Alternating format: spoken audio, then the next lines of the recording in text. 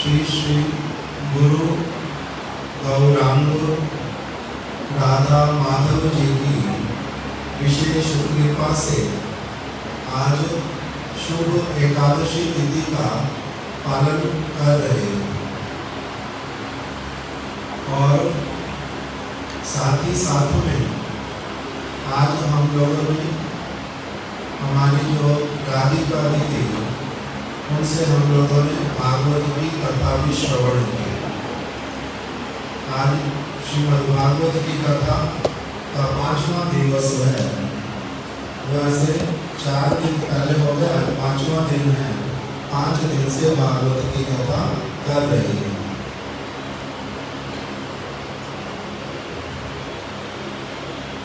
कल ही मैं सोच रहा था कि भागवत की कथा चल रही है, उन्होंने आयोजन भी किया है, कथा भी बैठ करके सुनाते हैं।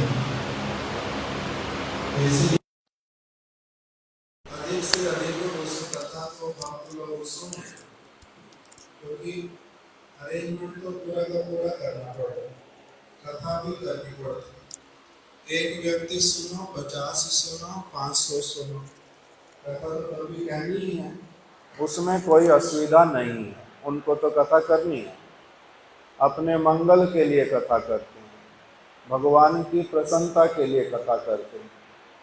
जो भी व्यक्ति भागवत करता है, जो व्यक्ति भागवत सुनता है, जो उसमें आयोजन करता है, साथ ही साथ में उसका जो अनुमोदन करता है। कथा करने वाला तो समझ आता है, कथा सुनने वाला भी समझ आता है। तीसरा है कथा का आयोजन करने वाला, और चौथा होता है कथा का अनुमोदन करने वाला। अनुमोदन किसको कहते हैं? जो कहता है मैं तो इसमें भाग नहीं ले पा रहा हूँ, किंतु भागवत की जो कथा है ये होना बड़ी अच्छी बात है। मन में जो इस प्रकार की भावना रखता है उसको कहते हैं अनुमोदन करने वाला। तो इसीलिए जो भी व्यक्ति कथा कहता है, कथा सुनता है, कथा का आयोजन करता है और साथ ही साथ में कथा का अनुमोदन करता है, सबका ही उसमें मंगल होता है। क्यों? क्योंकि भागवत की कथा जो है इसका पूरी तरह से भगवान के साथ में संबंध है। बहुत ही अधिक मंगल प्रदायिनी कथाएं हैं। उसको अगर कोई कुछ धारण करता है उससे उसका बड़ा हित होता है। आज हम लोगों ने जैसे श्रवण किया कथा में कि जब परीक्षित महाराज जी गंगा के तट पर बैठे हुए हैं और वहीं पर ही बहुत सारे जो साधु संत इत्यादि हैं वो सारे वहाँ पर आकर के एकत्रित होने लगे। उनमें से नाम बताए अत्रि ऋषि, वशिष्ठ जी, नारद ऋषि, वेद व्यास जी, और क्या नाम बताया था? च्यवन ऋषि और विश्वामित्र, मनु, भृगु इत्यादि अनेक जो साधु पुरुष हैं वो आकर के वहाँ पर बैठ गए। शुकदेव गोस्वामी जी ने कथा सुनाई और उन्होंने ये कह भी दिया कि और आपको कुछ भी करने की आवश्यकता नहीं, आप केवल मात्र पूरे ध्यान के साथ में मेरी जो कथा है उसी को आप श्रवण करो, इसी से आपका परम मंगल होगा। कथा को श्रवण करने से ही परम मंगल होगा।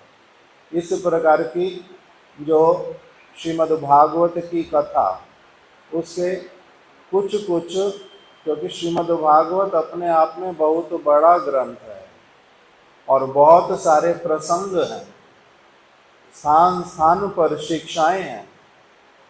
इसीलिए कुछ कुछ अंश ही उसका हो पाता है नित्य प्रति, उससे अधिक नहीं हो पाता।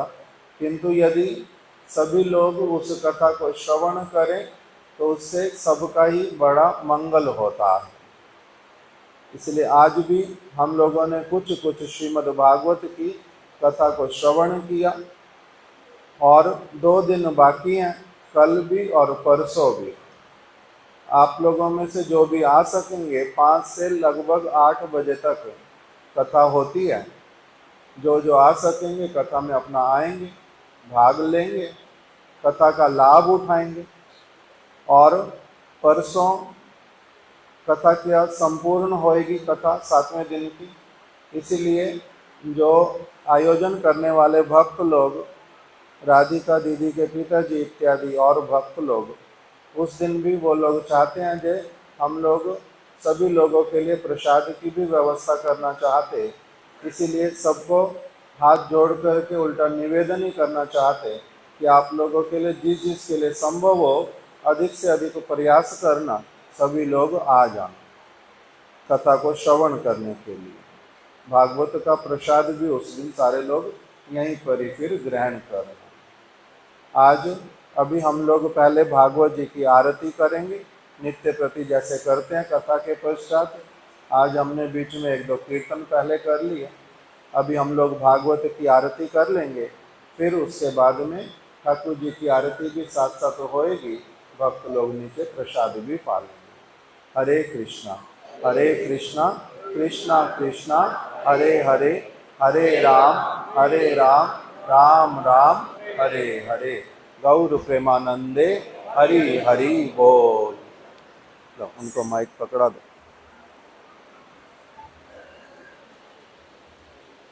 हरे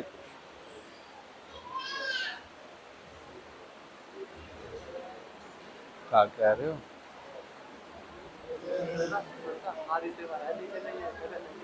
नहीं है? क्यों? अभी भागवत जी की आरती के लिए सभी